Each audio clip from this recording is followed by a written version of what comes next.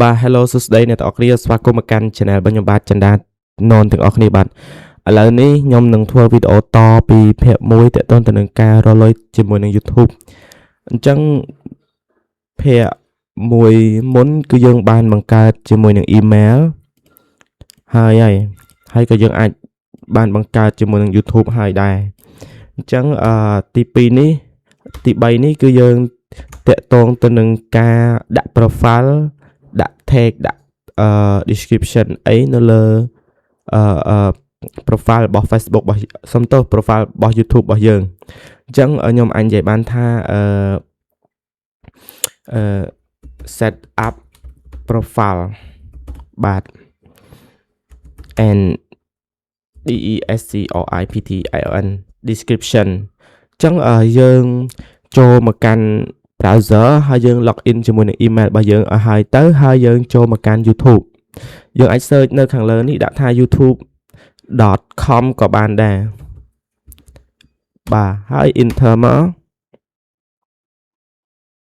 បន្តមកទៀតវាអត់មានចេញវីដេអូអីទេដោយសារតែយើងទៅតែបង្កើត channel ថ្មីអញ្ចឹងវាអត់ដឹងថាយើងនឹងចូលចិត្តអីទេបើសិនជាអ្នកទាំងអស់គ្នាចង់មើលវីដេអូប្រភេទអីអ្នកទាំងអស់គ្នាគ្រាន់តែ search ទៅឧទាហរណ៍ថាខ្ញុំ search តាខា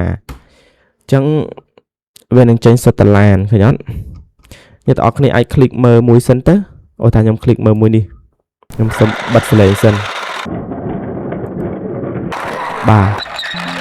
គឺវាមកហើយអញ្ចឹងអ្នកទាំងអស់គ្នាអាចចុច back វិញសិនមក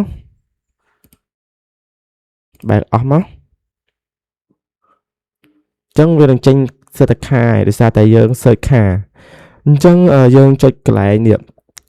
យើងមកមើលផ្នែកខាងលើឈៀងខាងស្ដាំកន្លែង profile របស់យើងហ្នឹង click មកបន្តមកទៀតយើងចូលពាក្យថា YouTube Studio ចាំបន្តិច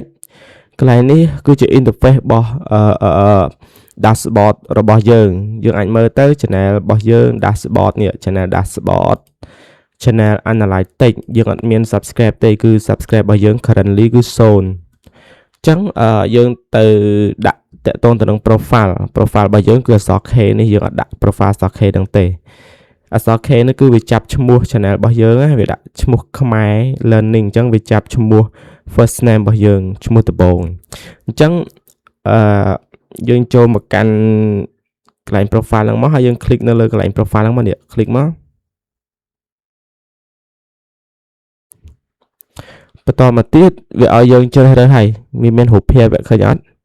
អ្នកទាំងអស់គ្នាចង់ដាក់រូបភាពមួយណាអ្នកទាំងអស់គ្នាទៅដាក់រូបភាពមួយហ្នឹងទៅសំខាន់អ្នកទាំងអស់គ្នាត្រូវមានរូបភាពដែលអ្នកទាំងអស់គ្នាចង់ដាក់សិនអញ្ចឹងខ្ញុំចុច click នៅលើprofile ហ្នឹងទៀត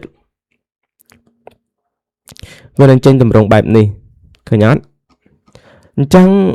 យើងចង់ដាក់ profile ឯងគេដាក់នេះ picture ខាងក្រោមនេះរូបជារង្វង់មូលហ្នឹងយើងចុចពាក្យថា upload មកកន្លែងនេះយើងទៅប្រើរតាក់ទងទៅនឹងរូបភាពរបស់យើងអញ្ចឹងខ្ញុំសុំទៅរករូបភាពរបស់ខ្ញុំរូបភាពអ្នកទាំងអស់គ្នាទុកនៅកន្លែងណាអ្នកទាំងអស់គ្នាទៅរកមើលនៅកន្លែងហ្នឹងទៅខ្ញុំសុំទៅរកមើលរូបភាពខ្ញុំសិននៅឯណាចេះ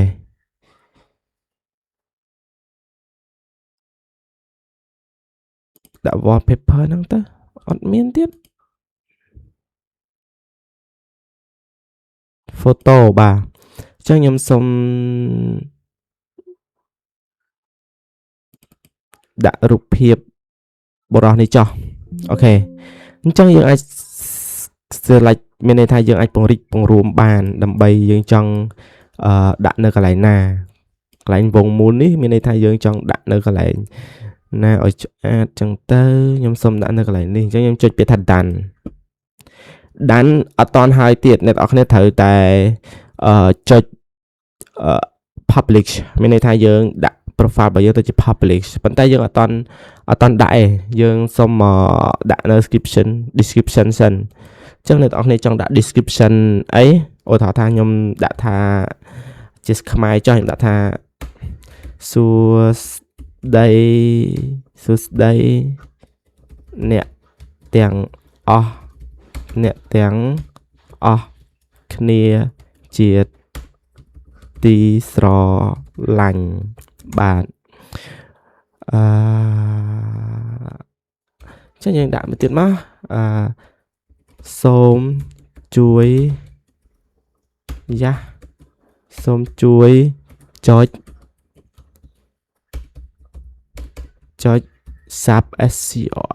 subscribe និង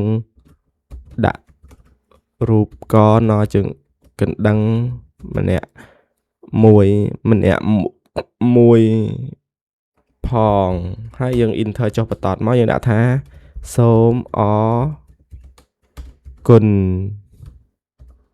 បាទកន្លែងនេះយើងចង់រៀបរាប់អ្វីដែលអ្នកទាំងអស់គ្នាចង់រៀបរាប់ក៏បានដែរគ្រាន់តែថាចំណុចហ្នឹងគឺតាក់ទងទៅនឹង description channel របស់យើងណាយើងចង់ឲ្យអ្នកឲ្យ fan របស់យើងហ្នឹងគេចង់ដឹងអីពីយើងហ្នឹងទៅយើងអាចសរសេរនៅនឹងបានបន្តមកទៀតដូចជាអស់អីហើយយើងចុចពាក្យថាpublish បាទចុចលេខហ្នឹងមកកន្លែងនេះវាកំពុងតែ load ហើយអ្នកនរគ្នាចាំតិចទៅ